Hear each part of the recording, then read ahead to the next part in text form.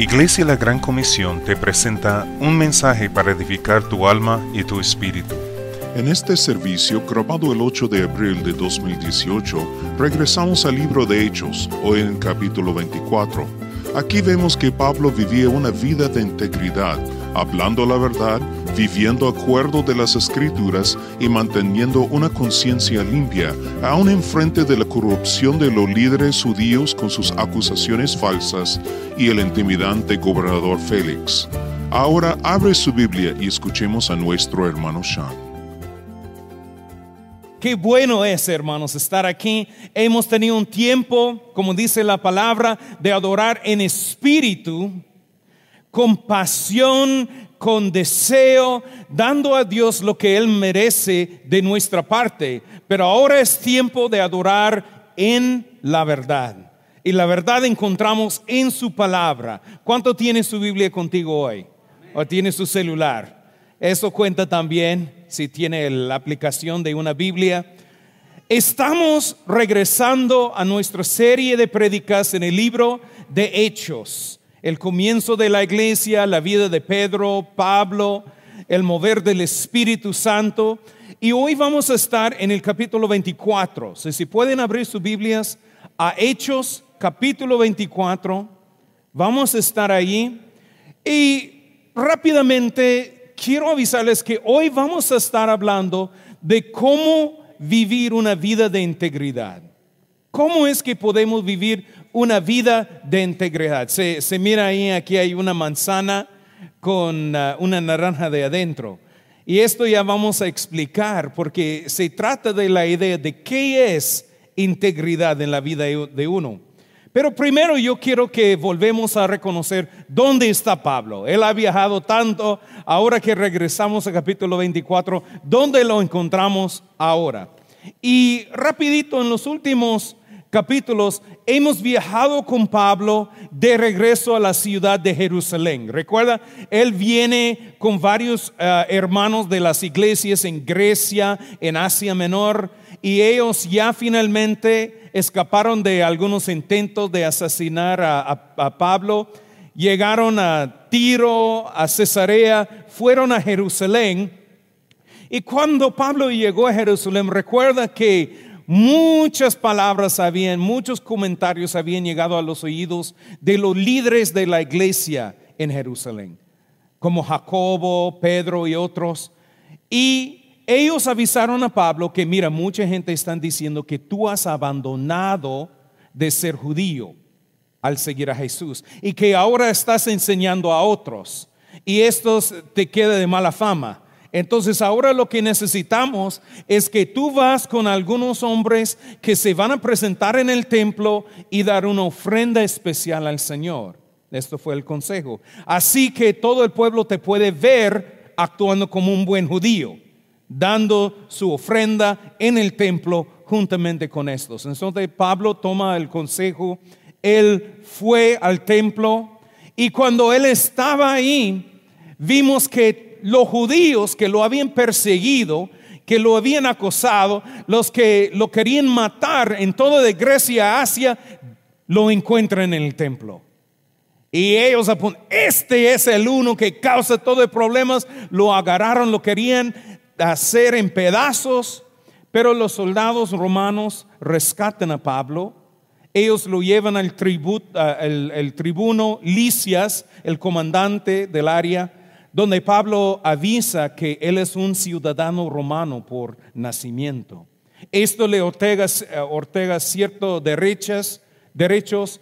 Uno es, si hay cargos en su contra, él tiene derecho de pararse en un corte y ver a sus acusadores. Entonces, en lugar de dejar que los judíos lo maten de una vez, Lisias, el comandante, lo lleva al cuartel y ahí toma la decisión de presentarlo frente del Sanedrín o el corte de los judíos para ver cuáles son esas cargas. Cuando Pablo se presenta en el capítulo 23, vemos que los fariseos y saduceos comienzan un conflicto y realmente no sale nada. Y Pablo otra vez es llevado por el comandante y el comandante toma la decisión, tal vez lo envío una vez más, encontramos cuál es el gran clavo que tienen esos líderes judíos con Pablo.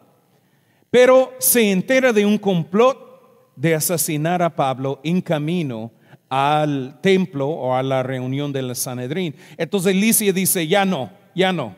Un ciudadano romano debe tener la protección del Estado. Entonces él hizo una carta al gobernador diciendo, tengo ese hombre, hay algún conflicto en cuestión religiosa de ellos, pero él es un ciudadano romano. Yo no encuentro ninguna razón para mantenerlo encarcelado, pero por su vida lo estoy enviando a ti. Entonces, juntamente con algunos soldados romanos, envía la carta y Pablo. Y mira, solo un par de días llegó a Cesarea y salió a Cesarea aquí para llegar a Jerusalén. Ahora está de vuelta de Jerusalén para Cesarea. La Cesarea es importante porque básicamente es ahí donde se vivían todos los romanos. Era un pedazo de Roma en Israel. Entonces ahí vivía el gobernador. Todos los meros de los romanos fueron allí porque sentían como estaban en Roma, y esto es lo que les gustaba. Entonces al llegar allí es donde encontramos a Pablo ahorita. Entonces, si pueden ver en Hechos capítulo 24, él ha estado ahí unos 5 días y vamos a ver lo que pasa ahora, porque ahora él se tiene que presentarse ante el corte del gobernador. Comenzando con el verso 1, pueden seguir aquí en la pantalla si no tiene su Biblia. Dice, 5 días después, Ananías, el sumo sacerdote, llegó con algunos de los ancianos judíos y con el abogado Tértulo para presentar su caso contra Pablo ante el gobernador. Una vez que hicieron entrar a Pablo, Tértulo presentó los cargos en su contra ante el gobernador con el siguiente discurso. Y se puede imaginar, eso es un abogado, un orador profesional, y presenta ahí diciendo, usted ha dado un largo periodo de paz a nosotros, los judíos, y con previsión nos ha promulgado reformas. Por todo esto, su excelencia, le estamos muy agradecidos. Pero no quiero aburrirlo, así que le ruego que me preste atención solo por un momento. Hemos descubierto que este hombre es un alborotador que constantemente provoca disturbios entre los judíos por todo el mundo. Es un cabecilla de la secta conocida como los nazarenos. Además, trataba de profanar el templo cuando lo arrestamos. Puede averiguar la veracidad de nuestras acusaciones si lo interroga usted mismo. Así que la Biblia dice, los demás judíos intervinieron declarando que todo lo que Tértulo había dicho era cierto. Entonces el gobernador le hizo una seña a Pablo para que hablara. Y Pablo dijo, yo sé, Señor, que usted ha sido juez de asuntos judíos durante muchos años. Por lo tanto, presento con gusto mi defensa ante usted. Con facilidad puede averiguar que llegué a Jerusalén hace no más de 12 días para adorar en el templo. Los que me acusan nunca me encontraron discutiendo con nadie en el templo ni provocando disturbios en ninguna sinagoga o en las calles de la ciudad. Estos hombres no pueden probar las cosas por las cuales me acusan. Pero admito que soy seguidor del camino al cual ellos llaman secta. Adoro a Dios de nuestros antepasados y firmemente creo en la ley judía y en todo lo que escribieron los profetas. Tengo la misma esperanza en Dios que la tienen estos hombres, la esperanza de que Él resucitará tanto a los justos como a los injustos. Por esto siempre trato de mantener una conciencia limpia delante de Dios y de toda la gente. Ahí vamos a parar en la lectura. Y hay mucho, ¿verdad? Es mucho. Puede respirar. Eso sí fue un largo pasaje. Pero qué contraste vemos en esa escena dentro de la vida de Pablo y los que vienen a acusarlo. Pablo se encuentra ante un corte romano, parado frente del gobernador de toda de Judea. Sus acusadores han traído el mejor abogado de su área. Han pagado mucho dinero para tener a Tértulo a presentar su caso. Y básicamente me imagino que Pablo se siente como David antes de Goliat, solo que Pablo ni tiene piedra para tirar. Yo recuerdo que hace muchos años atrás, cuando yo era solo el pastor de jóvenes aquí en esa iglesia, tuvimos una célula de jóvenes y estuvimos reuniendo en la casa de Benjamín y Josefina, y yo manejaba una van de la iglesia y tenía algunos jóvenes conmigo, y me seguí en un carro uno de los miembros, y él trajo 3 de sus primos en el carro con él. Y cuando salimos como a las 10 de la noche de la casa, yo estaba yendo para llevar a los jóvenes a sus casas. Salimos por el Dale Boulevard y en luz verde todo bien, yo pasé. Ellos vinieron en luz verde y todo, pero de la nada salió una patrulla de policía, yendo a una velocidad extremadamente rápida, como unas 80 millas por hora, sino más. Y ellos ni tenían tiempo para reaccionar.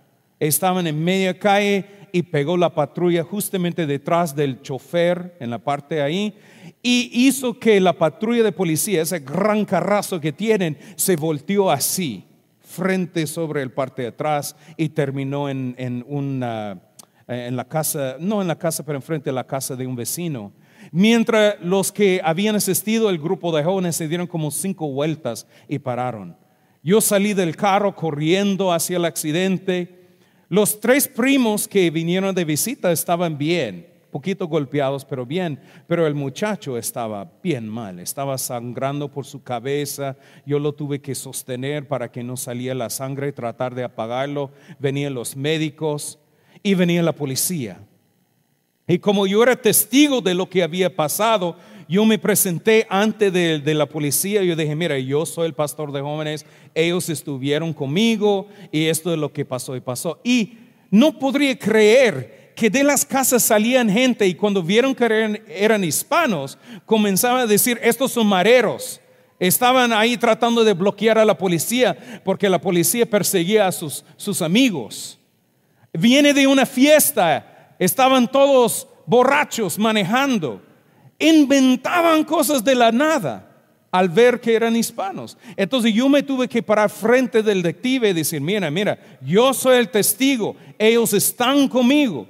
No quisieron tomar mi testimonio hasta que vino una policía latina que, cuando expresé la cosa, tomó todos mis datos y yo firmé el papelito.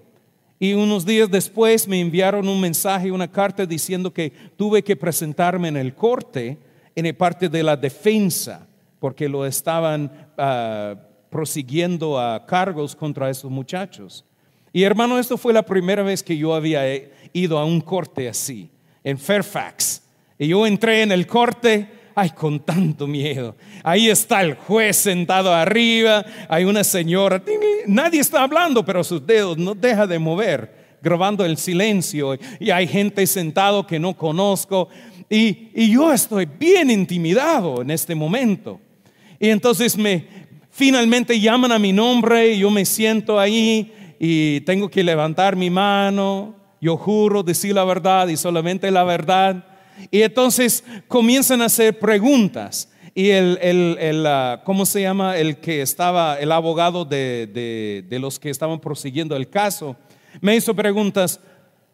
¿Los jóvenes estaban tomando en esa noche? ¿Sí? Y yo dije, no, esto no es la verdad. Ellos estaban en un estudio bíblico. Pero venían borrachos cuando manejaba. No, venían ahí llenos del Espíritu Santo. No dije eso. Yo era muy nervioso. No, yo dije que no, me estaban siguiendo. Acabamos de terminar un grupo de jóvenes. Y entonces él sacó algunas preguntas y yo solo contestando con la verdad, enfocándome en lo que sucedió. Y recuerdo que el abogado de la defensa, entonces le tocó a él y él me hizo casi las mismas preguntas y yo contesté igual, la misma cosa, no cambió. Pero entonces comenzaba a preguntar sobre las policías, y en aquel entonces había una ley que no se podría culpar a las policías cuando ellos estaban persiguiendo a alguien o estaban actuando en su capacidad como policía. Y recuerdo que la defensa me preguntó, entonces ese policía venía a una velocidad rápida. Y yo dije, sí, viene objeción. Salió el otro abogado. No se permite de hablar de esa cosa. El juez dice, sí, es cierto, no puedes seguir hablando de esa cosa. Solo en lo que te trata. Yo dije, ok, está bien. Entonces la defensa otra vez me pregunta lo mismo acerca de la policía. Y yo comienzo a explicar y otra vez, objeción.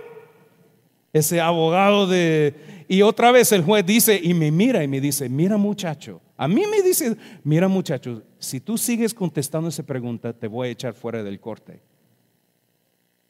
Entonces otra vez el defensa me pregunta la misma cosa. Entonces yo solo miré el juez y miré el defensa y yo dije, puchica, ¿qué puedo decir?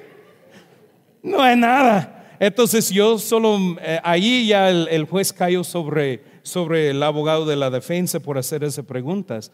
Pero lo que me di cuenta es que con tanta presión y incomodidad en ese corte, tuvo que mantenerme firme en la verdad de la situación para no ser confundido por lo que me estaba pasando. Es muy importante de que nosotros podemos vivir de acuerdo de la verdad aún bajo presión. Cuando viene confusión en nuestra vida, esto es lo que vemos en la vida de Pablo. Él está presentándose delante de ellos en un corte romano con varias acusaciones. Y sabe que hay algo muy importante que yo les quiero decir, y es esto, que cuando vivimos una vida de integridad, esto no nos proteja de ser acusados falsamente. ¿Sabe eso? Cuando uno quiere decir la verdad, cuando uno quiere vivir una vida de integridad, esto no nos protege de ser acusados falsamente.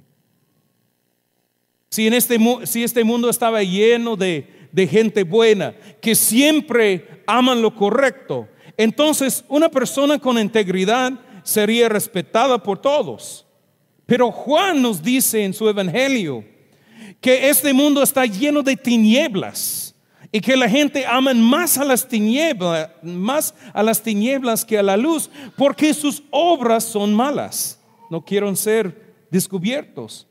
Jesús también nos dijo que Él era rechazado por la gente más religiosa de su tiempo. Él nos decía que un siervo no es mayor que su Señor. Y si perseguían a Jesús, también vamos a ser perseguidos. Si calumniaron a Jesús, también nos van a calumniar. Si a Él lo intentaron matar, también nos van a querer matar también. Una vida de integridad básicamente nos pone en la mira del diablo y de un mundo que ama la maldad. Ahora yo sé que ustedes me están preguntando, hermano Sean, ¿cómo puedo tener una vida tan agradable como esa que usted menciona? ¿Cómo puedo estar en la mira del diablo? Mira sus caras ansiosas para conocer esa vida. Yo les voy a contar. No, es importante que aprendamos cuál es el significado de una vida de integridad. Y básicamente es esto. Yo sé que ve muy complicado, pero en realidad es simple. La integridad es cuando tu comportamiento, tus valores y tu conciencia están alineados. Eso es decir, la manera en que actúes, tus creencias y tus pensamientos están de acuerdo. Entonces, podemos vivir una vida de integridad cuando hablamos la verdad, cuando vivimos de acuerdo a las Escrituras y cuando mantenemos una conciencia limpia delante de Dios. Antes de entrar o ver, vamos a comparar la integridad de estos que están en ese corte antes de Pablo. El primer grupo que vemos ahí son los líderes judíos. Conocimos de ellos ya cuando Pablo se presentó en el Sanedrín. Ellos son los fariseos, saduceos que querían matar a Pablo. Y es muy interesante, ellos no tienen ningún problema de levantar cargas o cargos falsos en contra de Pablo. No tienen ningún problema de programar un complot de asesinato. No tienen ningún problema de torcer la verdad para ganar lo que ellos quieren. No son muy íntegros. No se cuadran sus vidas con sus creencias. La segunda persona que vemos es Tértulo, el abogado. Es muy importante conocer que como están en el corte del gobernador, no cualquier abogado va a poder presentar ese caso. Es como hoy en día, si un abogado tiene que ir al Corte Suprema de los Estados Unidos, no cualquier abogado se puede presentar un caso. Tiene que ser un abogado que ya tiene reputación, que ya tiene reconocimiento, que es capaz y calificado para poder presentar el caso. Igual, Tértulo, me imagino, no es la primera vez que él está en ese corte. No es la primera vez que él se presentó delante de Félix, el gobernador. Pero vemos en su actitud que él no tiene ningún problema de recibir dinero para presentar las acusaciones falsas en contra de Pablo. Él es avaro y hace lo que tiene que hacer para el dinero. La tercera persona que vemos es Marcos Antonio Félix, el gobernador de toda Judea. Él es un hombre muy interesante. Él y su hermano Palas eran esclavos al César Claudio. Y Claudio los liberó de esclavitud y Palas ganó favor en el corte de Claudio. Tal vez por haber servido tanto tiempo, recibió reconocimiento y ahora que era libre, Palas se fue al Claudio y pidió un favor para su hermano Félix. Y entonces ellos le dieron el puesto de ser un gobernador sobre Judea. Y él fue enviado con toda la fama que ese lugar, su papel traía. Pero Félix no es un buen tipo, tiene algunos problemas. Fue casado 3 veces e incluso su esposa, ahorita se mira la segunda, Drusila, es una jovencita de tal vez unos 17, 18 años. Ella incluso fue casada con un rey de Siria, pero Félix la sedujo y hizo que rompiera con él y que se casara con Félix, porque era muy bonita. Miramos que Félix es un hombre vicioso, un hombre descontrolado, incluso es muy malvado. Cuando hay un alboroto que se levanta en Cesarea, esa misma ciudad, él ataca a los judíos con tanta fuerza que mata miles de judíos, pone otros en el cárcel. Y hermanos, tienen que entender que en el Imperio Romano ellos son conocidos por su ley y orden. Esto es el símbolo del Imperio Romano. Incluso lo llaman del Pax Romano, la paz romana, que se estableció por la ley, el corte y el orden. Esas dos cosas guiaba. Entonces, cuando ellos estaban con un pueblo, usaban la ley para controlar, buscaba siempre tener el orden. Pero Félix no le importó. Se levantan los judíos. Incluso hay algunos históricos que hablan de que Félix pagó a algunos asesinos de matar a Ananías, el sumo sacerdote, pero no lograron hacerlo.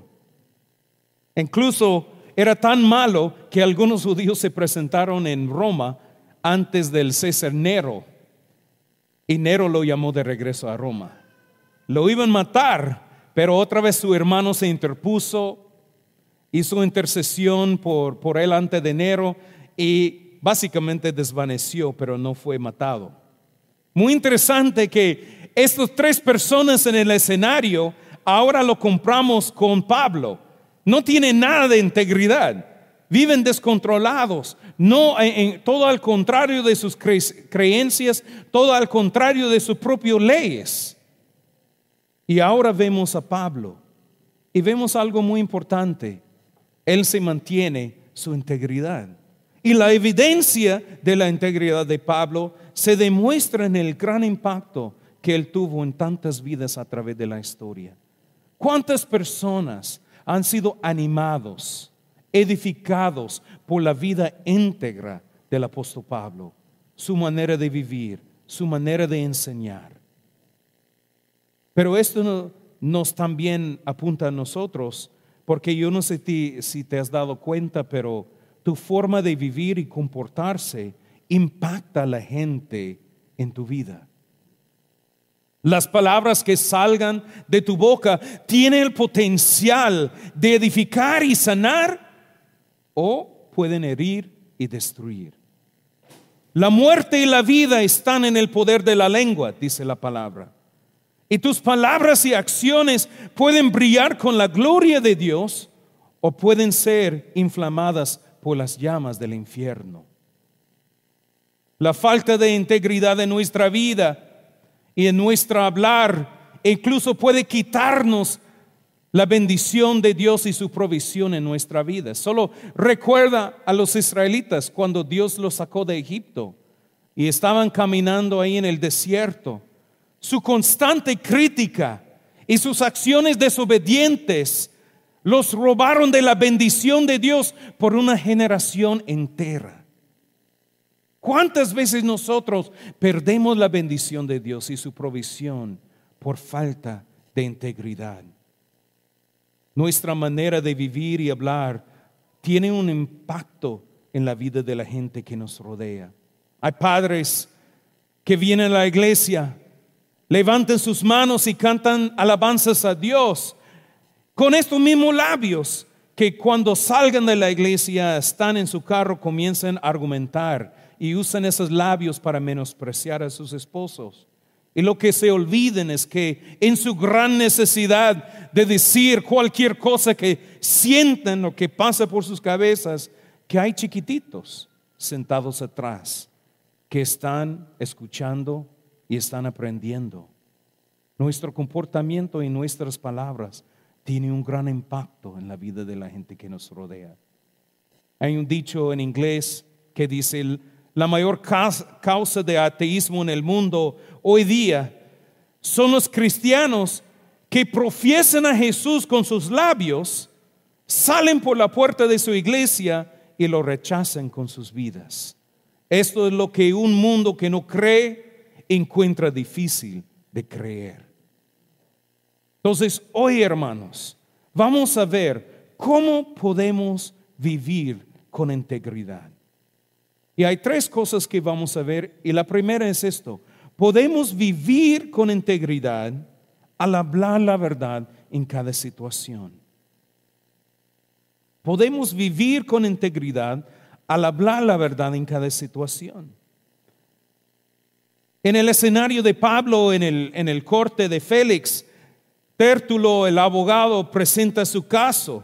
Y casi la mitad de su presentación es Tértulo tirando piropos a Félix. Usted es el mejor gobernador que hemos tenido. Todo lo que tú has hecho ha beneficiado a los judíos. Mentira, mentira, mentira. Siempre dicen eso. ¿Sabes cuando un político está mintiendo? Se mueve los labios. Básicamente cada vez que se abren sus bocas están mintiendo. Y esto sabemos muy bien. Entonces, aquí tenemos Tértulo tirando los piropos, adulando a Félix, la mitad de su presentación. ¿Por qué? Porque quería congraciarse con el gobernador, quería ganar algunos puntos a su favor. Entonces, después de eso, se promete ser breve, como decir: mira, este caso ni vale la pena investigar mucho. Es tan simple, mata al hombre y todos volvamos a la vida normal. Rápido, sencillo. Entonces él presenta algunos cargos en contra de Pablo, muy interesante. Como Tértulo conoce que los romanos no les importa la religión de los judíos, él usa el táctico de ver qué es importante a los romanos. Entonces la primera cosa es que dice: ese hombre trae rebeliones contra el gobierno, él busca causar disturbios en las calles de los judíos. Y como los romanos quieren el orden, entonces creen que esto va a ser un buen cargo en su contra.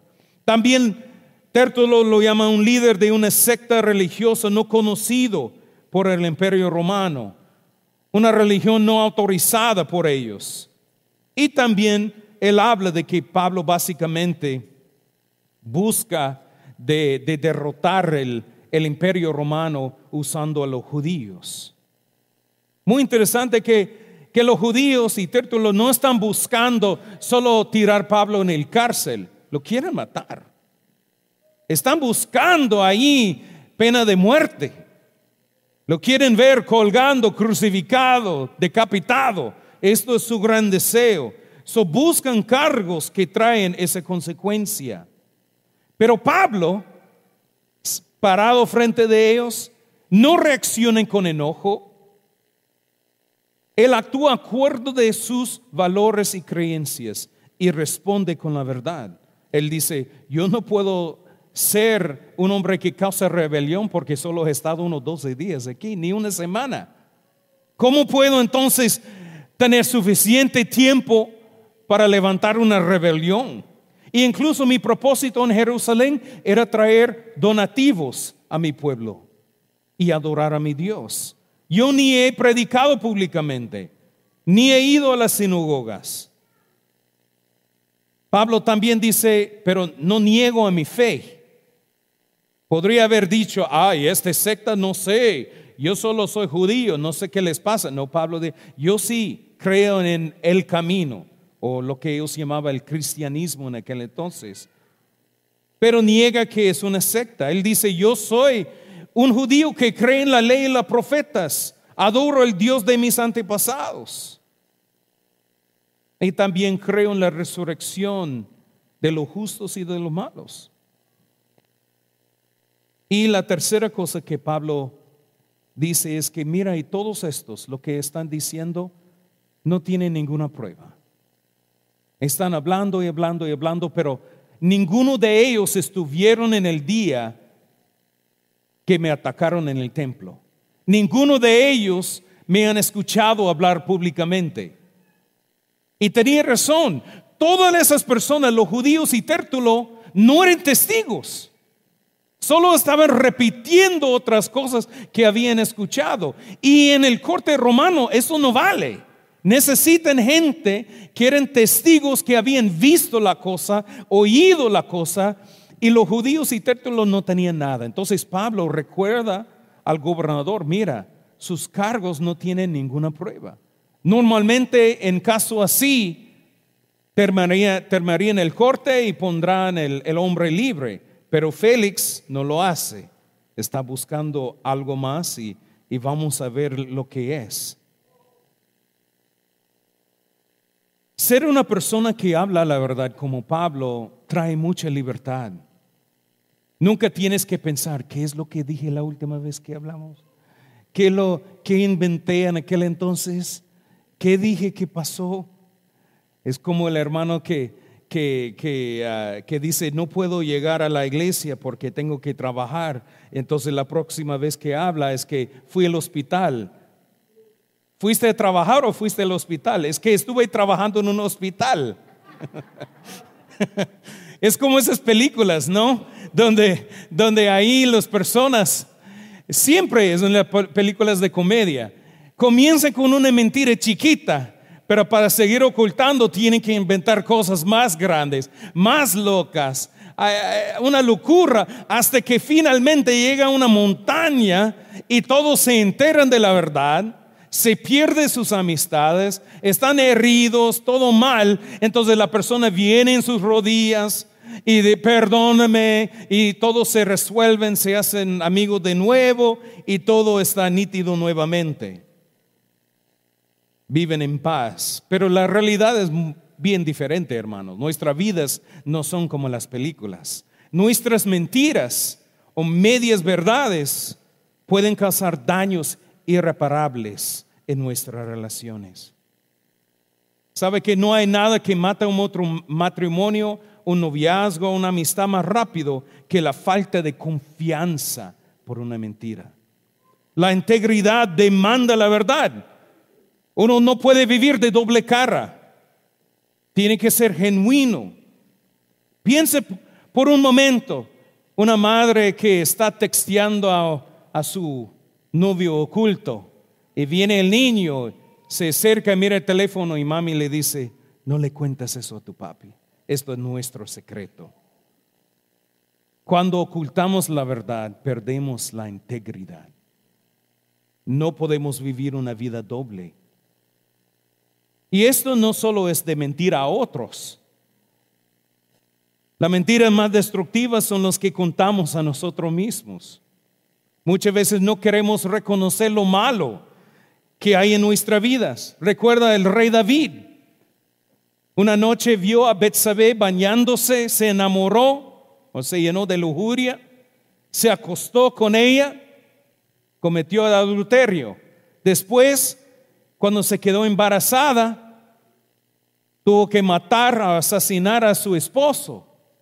Y David mintió a él mismo: yo soy el rey. ¿Qué pasa, verdad? Nada. Se olvidó hasta que viene el profeta y lo confronta y dice: hay un hombre rico y un hombre pobre. El hombre rico se aprovecha del hombre pobre. Y David se pone furioso. Y ese hombre, sácalo, lo vamos a matar, merece todo. Y el profeta dice: tú eres el hombre. Tú te has mentido a ti mismo que tú eres el pobre, que Dios te debe todo lo bueno porque tú has sufrido. No, tú eres el asesino, tú eres el adúltero. Te mentiste a ti mismo pensando que Dios no vio, que podrías ocultarlo, pero Dios ahora lo está revelando. Qué fácil es condenar y criticar a otros por sus pecados sin tener que reconocer que somos igual de malos. La vida íntegra requiere que vivamos honestos, no solo con otros, pero con nosotros mismos.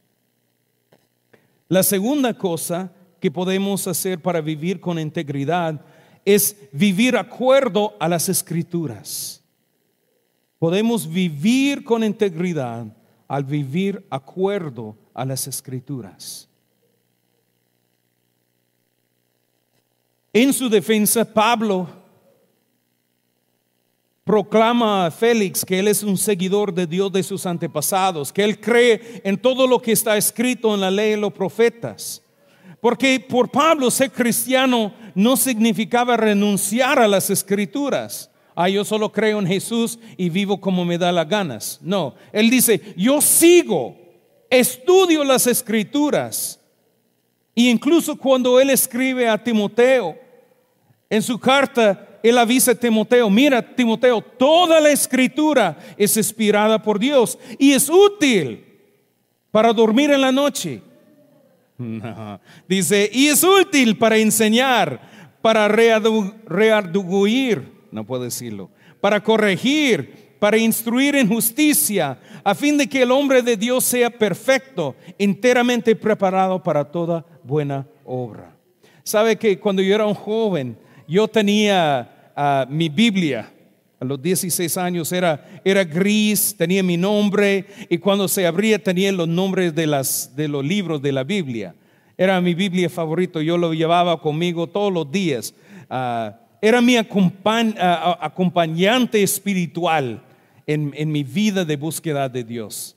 Lo llevaba conmigo a la iglesia, a la escuela, a los retiros, a los campamentos, en mis vacaciones, siempre marcando las cosas. Yo, como era una pirata con mi mapa de tesoro, ¿verdad? Lo usaba porque yo realicé algo muy importante. Ese libro me enseña cómo vivir una vida que agrada a mi Creador. Ese libro me enseña la verdad sobre la vida. En este libro encuentra las palabras a la vida que me lleva a la vida eterna. Ahora ese Biblia, pobre Biblia, se cayó en pedazos, se desintegró por tanto uso. Ahora uso mi celular, pero a veces extraño tener un libro físico conmigo que siempre cargaba. Y no solo una Biblia, había como 3 o 4 que he destruido en mi vida. ¿Por qué? Porque debemos usar la Biblia como una mapa que nos guía en cada momento de nuestras vidas. Yo recuerdo en Guatemala, cuando nosotros salíamos a los departamentos, yo compraba una mapa, ¿verdad? No mucho me funcionó porque las calles ahí, especialmente de terraza, no tienen nombres ni nada. Entonces aprendí algo, un dicho que dicen que preguntando se llega. Preguntándose llega, entonces ahí llegamos a una esquina. ¿Dónde se queda? Aquí va para allá. Pero mira, hermanos, aunque uno va preguntando, normalmente me perdí antes de finalmente llegar. Y llegué muy tarde. Ahora entiendo por qué nadie llegaba ahora. Porque no. Hoy en día tenemos el GPS, solo dice en Lorton, Virginia. Esperamos que se entienda el Google y después ir. Entonces ahí nos tira una mapa y hasta que uno puede ir directamente a su lugar. No podemos vivir la vida como yo intenté hacerlo, preguntando para llegar. ¿Por qué? Porque necesitamos la mapa que Dios nos dio en su palabra. Dios nos ha dado todo lo que necesitamos para tener una vida de integridad en su palabra. Sabes que no puedes vencer la mentira del diablo con el pensamiento positivo, solamente con la poderosa palabra de Dios. No puedes corregir el engaño del pecado con tus buenas intenciones. Tú necesitas la verdad de las Escrituras, porque su palabra es lámpara a mis pies y lumbrera a mi camino. Hay alguien aquí que recuerda Salmo 19, donde dice: su palabra es perfecta y refresca el alma. Su palabra es fiel y hace sabio al sencillo. ¿Cuántos sencillos necesitan sabiduría en esta mañana? Amén. Su palabra es recta y alegra mi corazón. Su palabra es más deseable que mucho oro afinado y más dulce que la miel que destila del panal. ¿Cuántos tienen hambre por ese leche y miel que fluye de la palabra de Dios? ¿Cuántos conocen que solo son en las palabras de Jesús que encontramos la vida? Preguntando no se llega al cielo. Tienes que ir a la palabra de Dios y ahí encontramos todo lo que necesitamos para vivir una vida recta y íntegra. Fuera de eso, estamos adivinando y nada más. La tercera cosa que vemos es que podemos vivir en integridad al mantener una conciencia limpia ante Dios y otros. Podemos vivir en integridad al mantener una conciencia limpia ante Dios y otros. Esto es algo que Pablo repetía muchas veces, que siempre buscaba mantener una conciencia limpia. Incluso cuando estaba escribiendo otra vez a Timoteo, él decía: el propósito de mi instrucción, Timoteo, es que todos los creyentes sean llenos del amor que brota de un corazón puro, de una conciencia limpia y de una fe sincera. Pero algunos no lo entendieron, se desviaron de estas cosas y pasan el tiempo en debates sin sentido. Y Pablo termina diciendo eso: aférrate a tu fe en Cristo y mantén limpia tu conciencia, pues algunas personas desobedecieron a propósito lo que les dictaba su conciencia y como resultado su fe naufragó. Impresionante. Sin una conciencia limpia, clara, nuestra fe se puede naufragar. Vivir con una conciencia limpia significa que yo examino a mi corazón, que evaluamos a cada pensamiento, palabra, oración con la medida de la palabra de Dios. Y donde hemos fallado o donde hemos pecado contra Dios o otros, confesamos nuestros pecados, nos alejamos de ellos y buscamos reconciliarnos con la gente que hemos hecho mal. Esto es lo que significa tener una conciencia limpia. En la vida de Pablo vemos que él vive cada momento buscando agradar a Dios y hacer su voluntad, aun cuando no es fácil, aun cuando es costoso a su cuerpo, a su reputación. Él tiene que hacer lo que la palabra, lo que su conciencia dice es correcto. no lo cambia. Pablo elige hacer lo correcto y bueno en todo tiempo. Pero vemos las personas que estuvieron en el escenario, los judíos, los líderes judíos, los líderes del pueblo judío. Piense por un momento, maestros de la palabra de Dios, me imagino que conocen los 10 mandamientos. Por lo menos los 10 mandamientos. Y uno de ellos es no dar falso testimonio en contra de su vecino. Y aquí lo están haciendo con Pablo, como ni lo conocían a los mandamientos de Dios. Íntegros, no. No se alinea su creencia con su conducta. Tértulo, ya vimos, no solo levantó acusaciones falsas, lo hizo por dinero, se vendió al pecado. Y Félix, lo que vemos al final de ese escenario, en lugar de proclamar libre a Pablo como la ley demandaba por falta de prueba, él lo mantiene encarcelado, lo mantiene bajo arresto. ¿Y sabe lo que dice la Biblia?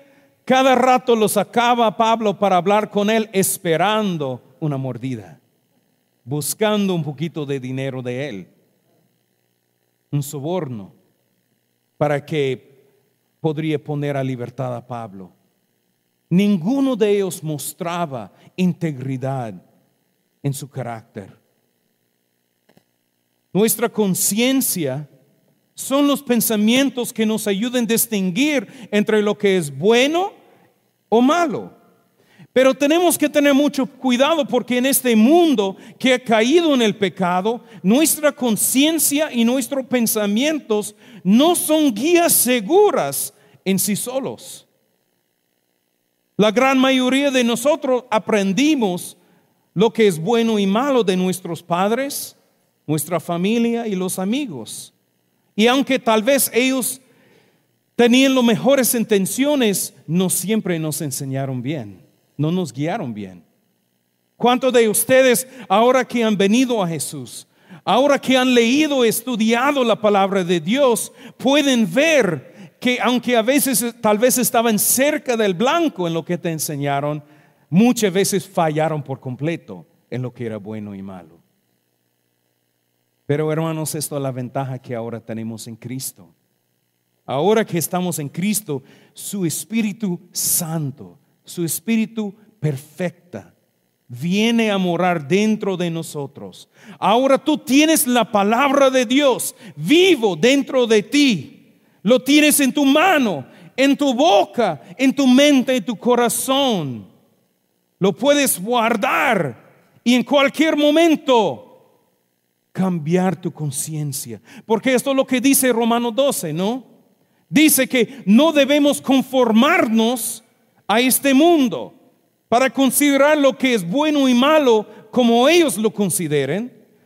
No, debemos ser transformados por la renovación de nuestra mente, porque entonces podemos saber lo que es la voluntad de Dios perfecta.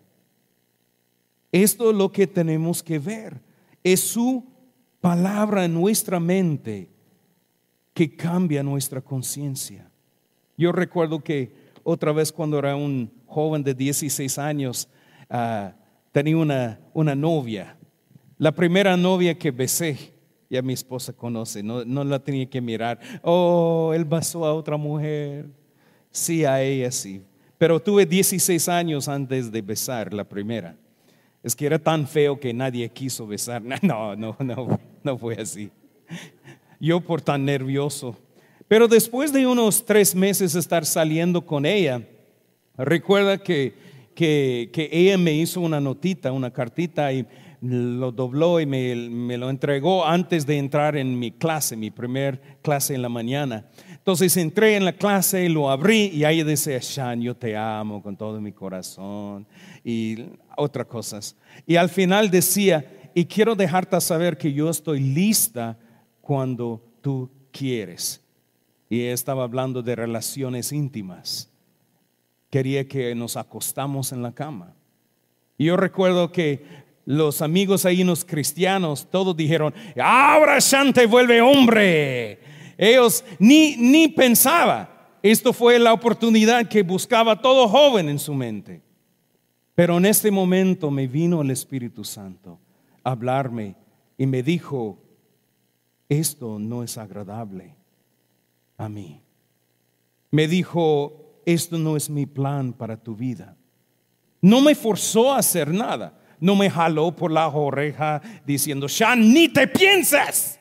No, solo me acordé de que mis valores y creencias era de que yo quería esperar hasta el matrimonio para tener relaciones íntimas con mi esposa. El Espíritu Santo no me forzó guardar esos valores y ponerlo en práctica. Solo me guió y me aconsejó. Y hermanos, yo mismo tuve que tomar la decisión de decir a mi novia, gracias, pero no. No. Y fue en este momento, hermanos, cuando yo logré vivir una vida íntegra, donde mis valores y creencias, donde mi conciencia y finalmente mis acciones, todos se alinearon y eran lo mismo. Esto es la integridad. Cuando lo que profesamos, cuando lo que pensamos y lo que hacemos son lo mismo. Yo sé, nadie es perfecto, todos fallamos. A veces aquí venimos a cantar alabanza y después vamos a la casa y gritamos como locos. Nos va a pasar, es la realidad de la vida.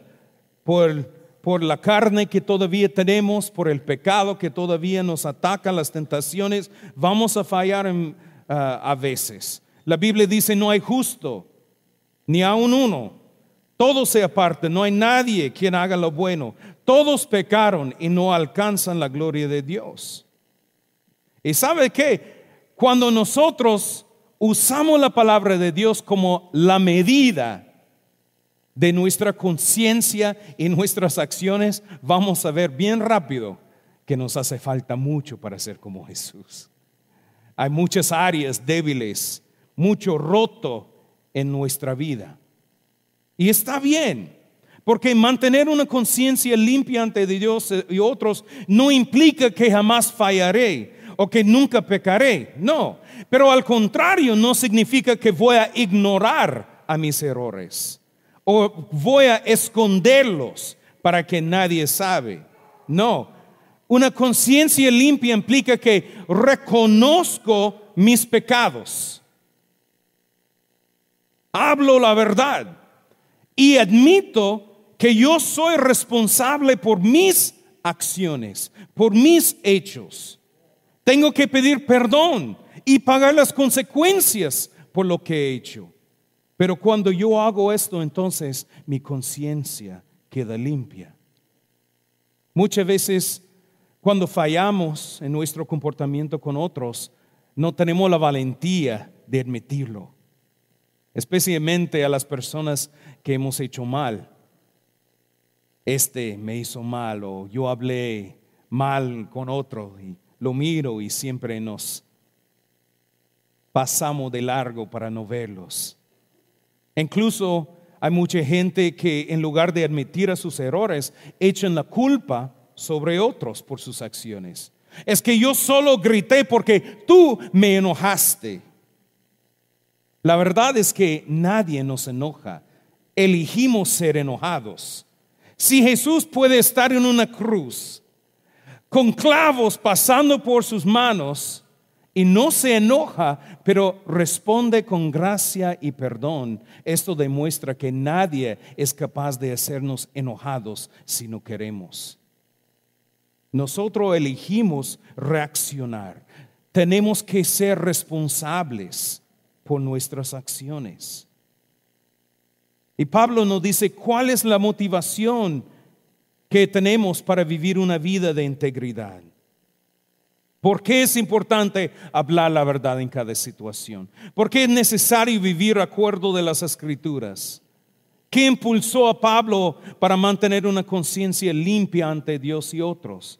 Y es esto, la esperanza de que Jesús resucitará tanto a los justos como a los injustos. Es que Pablo sabía algo. Cuando morimos, habrá una entrega de cuentas con nuestro Creador. Dios estableció que los hombres mueran una sola vez y después el juicio. Y Él traerá a juicio toda acción junto con todo lo escondido, sea bueno o sea malo. Pablo conoce que va a venir un día para cada persona cuando vamos a estar parados delante de nuestro Creador, que también es nuestro juez. Y sabe, cada palabra y acción será juzgado, pero ¿acuerdo de qué? Hay mucha gente que dice, mira, cuando yo me muero, Dios toma lo bueno que he hecho y lo malo que he hecho y está en el balance, ¿verdad? Y si lo bueno es más que lo malo, yo voy al cielo. Y si es al revés, bueno, entonces voy para abajo. Pero la gente lo miran así. La pregunta que les hace falta preguntar es, ¿quién decide qué fue bueno y qué fue malo? Porque hay muchas cosas que podemos decir que eran buenos, pero a la medida de la palabra de Dios no llega. Gente que dicen, pero Dios, yo fui a dar comida a estos en la calle. Y Dios dice, sí, pero solo fuiste porque llevaron cámara de video y querías pasar en frente de todos regalando comida. Entonces no cuenta. Pero cuando yo hablé con la hermana, solo le dije la verdad, que ese vestido ya no era para ella, que no se veía bien. Solo la verdad dije. Y Dios dice, no, la heriste con tus palabras. Descuidaste. Entonces hay gente que van a pensar, a la medida de la palabra de Dios, lo malo se pone muy liviano, o lo bueno se pone muy liviano, y lo malo crece y aumenta. Porque no hacemos la pregunta, ¿quién define lo que es bueno y malo? Solo es Dios, no yo. Claro, yo y Hitler, yo soy mejor. Fácil, ni hay que pensarlo. Pero yo con Jesucristo, ¿quién gana? Solo si me pongo detrás de Jesús y yo digo, yo estoy en Él. Porque yo solo nunca llegaré a esto. Pero Él me ama, Él me cuida. Lo bonito de Pablo es que él no vive una vida íntegra porque tiene miedo de no alcanzar lo que Dios tiene. No, Pablo es motivado no porque puede quedar en el infierno. No, él recuerda las palabras de Jesús cuando él decía que cuando viene al final del tiempo con sus ángeles, que Él se sentará sobre el trono de su gloria y todas las naciones serán reunidas delante de Él. Y Jesús separará los unos de los otros como cuando el pastor separa las ovejas de los cabritos. Y el rey dirá a las ovejas, vengan benditos de mi Padre. Hereden el reino que ha sido preparado para ustedes desde la fundación del mundo. Pablo espera recibir su recompensa por haber vivido acuerdo a la palabra de Dios, por haber hablado la verdad, por haber mantenido una conciencia limpia. Y mira lo que dice la Biblia, Jesús dice, porque tuve hambre y me dieron de comer, tuve sed y me dieron de beber, fui forastero y me recibieron, estuve desnudo y me vistieron, enfermo y me visitaron, estuve en la cárcel y vinieron a mí. Entonces los justos le responderán diciendo, Señor, ¿cuándo te vimos hambriento y te sustentamos? O sediento y te dimos de beber.